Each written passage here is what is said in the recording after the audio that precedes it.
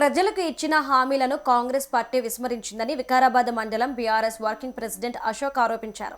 పేద ప్రజలను ప్రభుత్వం పట్టించుకోవడం లేదని విమర్శించారు. రాబోయే రోజుల్లో కాంగ్రెస్ పార్టీకి వికారాబాద్ ప్రజలు గుణపాఠం చెబుతారన్నారు. మహిళలను గౌరవించేందుకు బతుకమ్మ చీరలను కేసీఆర్ పంపిణీ చేశారని గుర్తు చేశారు.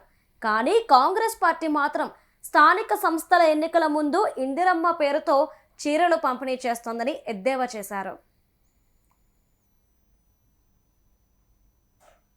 గత ఎన్నికల ముందు మా నాయకుడు, మా పార్టీ మాజీ ఎమ్మెల్యే జిల్లా అధ్యక్షుడు డాక్టర్ మెతుకు ఆనంద్ గారు, నేను స్థానికుడిని, ప్రజలకు ఎల్లవేళ అందుబాటులో ఉండేవాడిని, నేను ప్రజాసేవ చేసేవాడిని, నన్ను గెలిపానని చెప్పేసి ఆ రోజు చెప్పాడు. అదే కాంగ్రెస్ పార్టీ నాయకులు వాళ్ళు ఆ రోజు ఎన్నికలలో మాయమాటలు చెప్పి గ్రామాల మైసర్మల మీద హనుమన్ల మీద ఒట్టేసి మేము ఏ ఊరు పోతే ఆ ఊళ్ళో మీ సమస్యలు పరిష్కరిస్తామని చెప్పి ఈరోజు ప్రజలకు అందుబాటులో లేనటువంటి పరిస్థితి చూస్తాము.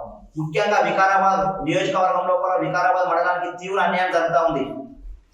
అందుకే ఆ రోజు మా నాయకుడు చెప్పినటువంటి విషయం ఏంటంటే, ప్రజాప్రతినిధి అంటే ఎమ్మెల్యే అంటే 24 గంటలకు ప్రజలకు అందుబాటులో ఉండాలి.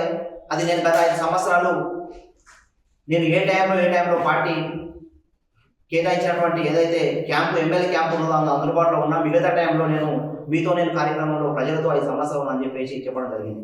కానీ ఇప్పుడున్నటువంటి నాయకులు, గెలిచినటువంటి స్పీకర్ గారు ఈరోజు ప్రజలకు అందుబాటులో లేకుండా ఈరోజు హైదరాబాద్లో మకమేసి కనీసం ప్రజలకు ఏదైనా సమస్యలు ఉంటే చెప్పుకోవాలంటే ఈరోజు ఓ కారు కట్టుకొని 5,000 రూపాయలు ఖర్చు పెట్టుకొని పోయి చెప్పుకుంటే ఆ సమస్య పరిష్కారం అవుతుందా కూడా కాని పరిస్థితి ఈరోజు ప్రజలు తీవ్ర ఇబ్బందులు పడతారు.